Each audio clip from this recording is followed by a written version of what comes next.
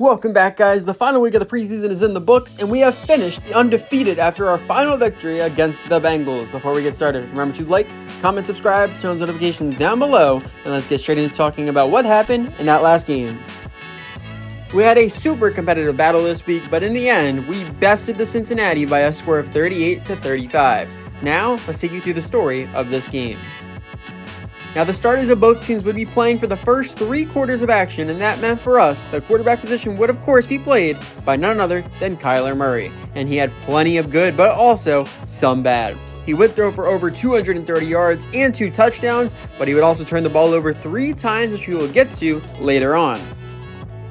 We would not start out great though, as we would have a 3-and-out, and that would mean Joe Burrow would get to take the reins for Cincinnati, and he was phenomenal as he threw for well over 300 yards and 3 scores, but he would also have multiple instances in which he would end up turning the ball over. And it's important that Burrow was his usual incredible self, because the Bengals' run game was non-existent. They did not run the ball very often at all, and their lead back in Joe Mixon could only put together 27 yards over 3 quarters of action. Now, this game would be back and forth from the very beginning, as on just the second play of Cincy's initial drive, it would be our second overall pick, Michael Ellison, who would ruin the play action call as he was not fooled and dropped Burrow for the first sack of the day. But they would answer right back as Burrow would toss a gorgeous ball the way of Tim Patrick. And that would lead him into the end zone for the first points of the game, and that would be his only catch on the entire game. And to respond, we decided it was time to pound the rock, and we went to the guy who has the most to prove in James Conner. Knowing he was on the bubble for his contract, in just 8 carries, he picked up near 60 yards, and he helped move us straight down the field. And we would find a payoff, as at the end of the drive, they would give Trey McBride a free release on a streak, and we would not waste it as we rifled it into him, and he would cross the goal line to tie this game right back up at 7-all. The Bengals wouldn't let up, as they would fight their way down the field, but then it would be Bryce Huff who would get home to drop Burrow for the second sack in just as many drives, and he is going to be a vital piece for us this year. Their drive would end up stalling there, and when we got the ball back, we would get a massive contribution from Michael Wilson, a guy who has been very quiet this preseason, but he showed off why he's such a threat as he went up one-on-one and ripped down a huge 41-yard reception to move us inside the 10. And we would again finish off the drive as Murray would take off up the middle, and with some great elusiveness, he would get himself into the end zone to give us our first lead of the game. We would then move into the second quarter, and that is when the Bengals' DJ Turner would make his first play of the game. He truly made a statement out of, as he started with this play where he came away with the ball for the interception, and he would then take it all the way back for the pick 6. But he was not done there, as he would double his interception total as he would make this massive recovery play later in the quarter. And then, in the following third quarter, he would bring in yet another pick as he would fly back to get a ball that should have been a touchdown, but Murray simply overthrew it as it was intended for McBride. But Turner was not the only one who created a turnover, as it was right after his second one that our own Zaven Collins took advantage of a slight miss from Burrow as he made a heads-up play to bring it in and brought it all the way down to the 5. And then, just 2 plays later, we would give the ball to our rookie running back, Sean Jones, and with some amazing elusiveness, he would slip through the traffic and punch in yet another score to extend the lead. But Burrow would worsen the situation as he tried to quicken the tempo. He would end up throwing another interception the way of our star cornerback, Marco Wilson, as he took advantage of a stiff press from Williams, and he would secure a second takeaway for the squad. And that would lead to one of the greatest on-the-fly adjustments I've ever seen. We would call a screen pass, but Murray saw KJ Hamler blaze past his defender and would instead throw up the long ball for him to get on the end and finish the play for the score, completely flipping this game around. The Bengals would then get a second chance at the 2-minute drill, and Joe Burrow showed why he is elite, as he made this picture-perfect throw where he went for T. Higgins as he was running the other way, and Higgins took it all the way to the house to not only cap off the half, but also cap off his amazing day as he would go for a $110 on just 6 catches. Then we moved into the second half, and both number 1 receivers made some plays happen for their squads. starting with our own Hollywood Brown, who only brought in 2 on the day, but they were spectacular ones, with the first being an impressive sideline grab, and the second being this beautiful snag where he lays out to pull in the slight overthrow. That catch would lead us to an eventual field goal, and then Burrow would continue to utilize his favorite target in Jamar Chase. They would give him the big reward on the following drive as he would win a one-on-one route battle against Marco Wilson. And this would be the defining moment of his day as he brought in 11 balls for a near $120, and that was only in 3 quarters of play. Then, both defensive units would start to stand out. And for us, that started with the reigning Defensive Rookie of the Year, B.J. Ojulari. His impact started back in the second quarter as a blown pickup from Lyle Collins got him his first sack on Burrow. And he would double that stat here in the third as the pressure came from the left, and that would force him straight into the arms of Ojulari, and he would make a great impact against the run as well, as he would drop Cincy behind the line twice in that department. For the Bengals, their guy to involve himself would be safety Taylor Rapp, as he was the leading tackler for Cincinnati, and he seemed to find himself available to make the clutch tackle wherever needed across the first 3 quarters. And our star secondary man was the veteran Jason Verrett. We obviously saw his special teams performance last week, but he proved his ability on defense as well, as he finished with 8 tackles and made a ton of plays at the point of the catch. We would then move into our final quarter, and that would mean the backups would enter, starting with the Bengals on offense, and that would mean the rookie Ronnie Finney would take over at QB. And while he only got 7 chances to throw the rock, he was able to put up 73 and a score, which we would get into in a bit. But the game would come at him very quickly, as on his first snap, the run would get stuffed from a big TFL from Cameron Thomas, and then on the very next play, it would again be Thomas who would get home to sack Finney and force the fumble, and although they recovered the ball, this was a massive play to force the punt. That punt would lead to our quarterback Clayton Tune entering to take his last shot at earning his roster spot, and he has a very similar stat line to Finney, as he would go for a yard under 50 and a score. And he would also eat an early sack from B.J. Hill, as he would capitalize on the pressure force from one of his teammates to wrap up Tune for the early loss.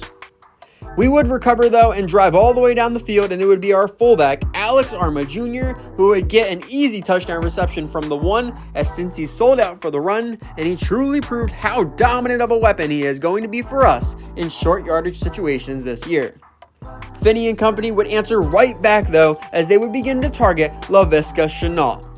He had 2 big grabs on this drive, with the first being a huge one to convert on 4th down, and the next one being this, where he got to display his speed as he got a streak down the middle with the 2 safeties wide, and he would fly in for the score to bring this back to a 3-point game. And with us needing to run the game out, we would start to feed the rookie, Mark Bradford. And he made a statement, as the running back depth chart is a massive question for us, and he ended up finishing this game off for us, as he would carry the ball 7 times and go for over 70 yards, as he averaged over 10 on each one. So then we advanced the week, and it was roster cutting time, where we had to get 10 guys off of our game day roster. Before we made our decisions, there was one guy who displayed improvement, and it was, of course, B.J. Ojulari. He has defined himself as a piece we can build around for years to come, and he ended up improving his finesse moves and tackling. But we then made our final decisions to set the Week 1 roster, starting with our practice squad signings. We will begin with the guys who were on our roster previously. Tight end Chase Allen, left guard Hayden Howerton, quarterback Clayton Tune, cornerback Kytrell Clark, cornerback Dalton Brown, halfback Mark Bradford, and halfback Keontae Ingram. Allen proved he can be a reliable option if someone goes down, and he can start the season nursing his torn labrum on the practice squad. After 3 games of action, we believe Dobbs just made more impressive throws, and that means Tune will be going back to the practice squad for the 2nd year. Clark and Brown just need more development before they're ready for regular season action, and unfortunately for Bradford and Ingram, they were sent down as we just have too much talent at the running back position right now. Now we can get into the free agent practice squad additions. In middle linebacker, Brandon Smith. Right defensive end, DeMarvin Leal. Left tackle, Chase Hitchcock. Wide receiver, Tyquan Thornton. and strong safety Brian Cook. Most of these are just filling out the roster, but we personally saw the potential that Brian Cook had for KC and that Tyquan Thornton had for New England, so we picked them up after they were cut from said teams. After that, it was time for our final roster cuts, which are as follows: wide receiver Amari Rodgers, right guard Wyatt Davis, and wide receiver Brandon Smith. We just had too many guys on the offensive line for Davis to stay. Same story for the receivers, and we know Pascal saw something for Rodgers, but I think we have too much current talent in our receiver room to give him a fair shot. So, with a 53-man roster, we could then advance to the regular season, and we were notified that the Houston Texans have signed Clayton Tune from our practice squad. So he will now be backing up CJ Stroud down there, and hopefully he ends up getting some playing time at some point down the line. We then set our season goals, and after last year, there really wasn't a conversation. Our ultimate goal is to go win the Super Bowl and right the wrong from the end of last season. After that, we had our week 1 press conference where a reporter said, "It's opening day this week and a fresh start for every team around the league, and we will be facing the Dolphins. So, what's the key to victory?" And we responded saying, ideally, we establish a rhythm on offense, dictate the flow of the game, and get a big enough lead to make their offense one-dimensional. The reporter then said, obviously every offense wants to be balanced, but what is our main focus? And we answered saying, it's a passing league. Whether you're leading or trailing, passing is the best option for yards and points, so being able to air it out is how we envision having the most success. And with that, our first game day goal was set to throw for 350 plus yards.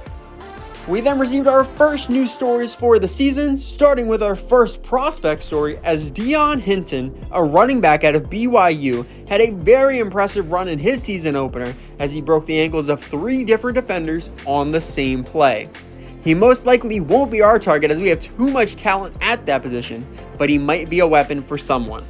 And we then could look forward to the battles of opening week as we have 2 titans of the league as the number 1 teams in the AFC and the NFC face off as the Cowboys head into Baltimore to take on the Ravens. In a matchup even more important to us, our division rival 49ers welcome the Bills in a game that is sure to be one of the best games of the week, with superstars all over the board. We could then look towards our first game of the season as we will be traveling down to Miami to take on a dynamic Dolphin team that won the AFC East crown last year before being bested by the Raiders in the first round. And their journey back to the playoffs starts with facing us. So, let's talk about some of the guys we are going to focus our efforts against this week. Of course, we have to start with the cheetah himself, Tyreek Hill. He has not slowed down since his departure from Kansas City, putting together his 6th 1,000-yard receiving season, and he would love nothing more than to make it 7 on this one. And then, on defense, the man they usually rally behind is the all-pro corner, Jalen Ramsey, but he is recovering from a torn hamstring, and he will not be available for this week. And that means the guy who has the best chance of matching up with Hollywood is the 31-year-old receiver, Xavier Howard. He's a very talented defender who is past his prime a little bit, but he may be able to still do some great work for them in this game. Khalil Mack might have some problems getting home this week as he will have the tall task of getting past the 33-year-old Teron Armstead. He's won multiple Pro Bowls over the course of his career, and he is a massive part of this O-line succeeding. And his protection helps keep the pocket alive for their weapons to get open, like 4th-year receiver Jalen Waddle. He has been the perfect sidekick to Tyreek over his first few years, and he is the reason doubling Tyreek is so difficult to do. Their top defensive player who will be available this game will be the Clemson alum, Christian Wilkins, and he is going to give our rookie tackle Fordham some problems on that side of the line. Javon Holland will be leading the secondary with the injury to Ramsey, and this is a big spot for the 24-year-old as he will be tasked with stopping all of our downfield threats that we have at our disposal. Overall, as a team, they have an extremely explosive offense captained by their quarterback Tua Tagovailoa, but they can throw the ball all over the field with all of their receiving threats. They can also run it effectively with Achane, but their offensive line is not as great as it used to be. On the other side of the ball, their pass rush has a lot to be desired with a lot of average players, and we obviously know how they will be limited in the secondary with the injury to Ramsey. But Miami will not be the only one suffering from injuries, as we will be without our superstar pass rusher, Bryce Huff, as he will be recovering from the broken thumb he sustained in our final preseason game, and he is projected to return in Week 3. Now, knowing who we are going up against, we could set our game plan for this game. Starting on defense, we are going to focus on defending the deep pass. We know how dominant the speed of these receivers can be, and we cannot let them beat us over the top when we need to keep them in front of us. And then on offense, throwing the medium ball will be our focus. We are going to have more time than usual against this Miami pass rush, but I'm not sure that airing it all the way out is the right idea with our playmakers able to create so much in space. We could then set our game day goals for this upcoming matchup. First things first, we want to score 5+ touchdowns. We know this offense is elite, and it may very well turn into an offensive war, and I think we can match anyone's pace in this league. After that, we want to allow 24 points or less. We already talked about the offensive onslaught this could turn into, but if we can keep them under 24, that should give us more than enough of a cushion to find the win. And then finally, in accordance for this offensive clash that is expected to come, we want to toss 2 or more touchdowns in by the way of the pass and get our season started off hot. We then went through practice for the week and we had no injuries to speak of, but we did get some guys who improved heading into our season opener. Starting with our star tight end Trey McBride. He has been such a weapon ever since taking the starting spot from Zach Ertz, and this week he developed his agility, awareness, break tackle, catching, change of direction, and his medium and deep route running. Next up, we have Sean Jones, our 3rd round pick, who proved his worth in our loaded rushing backfield, and we'll have to learn how to keep him involved this year, but today he improved his awareness, ball carrier vision, break tackle, and carrying. And lastly, our rookie kicker Nate Garfield also did well this week. He showed he could manage the position with a successful preseason, and this week he further developed his kick power and accuracy. And with that, we have discussed everything we needed to for this week. If you guys enjoyed, remember to like, comment, subscribe, turn on notifications down below, and I will see you all as we head down to Miami for our season opener as we take on the Dolphins.